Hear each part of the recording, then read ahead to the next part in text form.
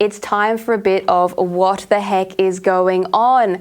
Actor Leonardo DiCaprio, famous for dating women half his age and swanning about on super yachts, has continued his environmental crusade with an Instagram post throwing shade at Australia. He goes on a rant about animal extinction and land clearing, forgetting that most of Australia's megafauna went extinct before Western civilization arrived, in the days when hunter-gatherer tribes would encourage large fires, which they then speared the slow-moving grazing animals in front of.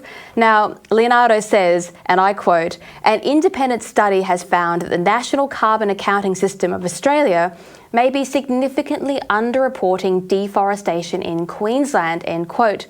To which I have two questions. Firstly, why do they have a carbon accounting system, and what fresh hell are the bureaucrats going to use it for?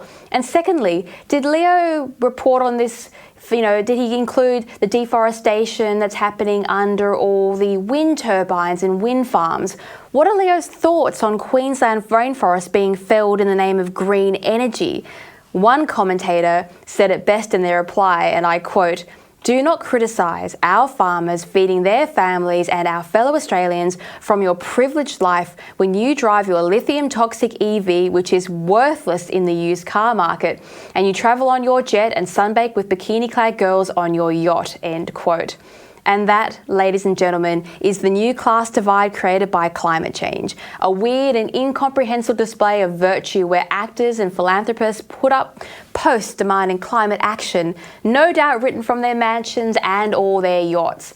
They wear these posts like priests used to wear their golden robes. Speaking of putting on a robe and going for a dance, we all remember with second-hand embarrassment Prime Minister Anthony Albanese dancing at the Pacific Islands Forum in November. We've put that on the screen for you so you can grimace again.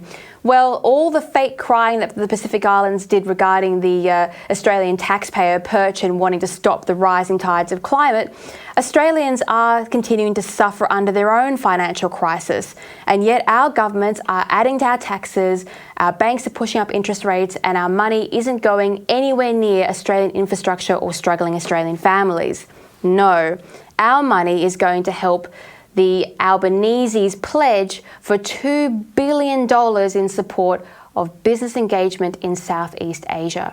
He made the announcement at the Asian-Australian Special Summit in Melbourne, and included in this money is going to be the appointment of 10 business champions who, despite being self-declared champions, had to be appointed to encourage commercial links between Australia and Asia. And tucked away quietly at the bottom of the list is Albanese's promise to improve visa access for Asia into Australia.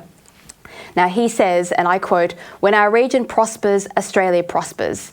No, Mr. Prime Minister, when your government keeps giving away billions and billions and billions of our dollars to other nations and private businesses, it is the average Australian who suffers.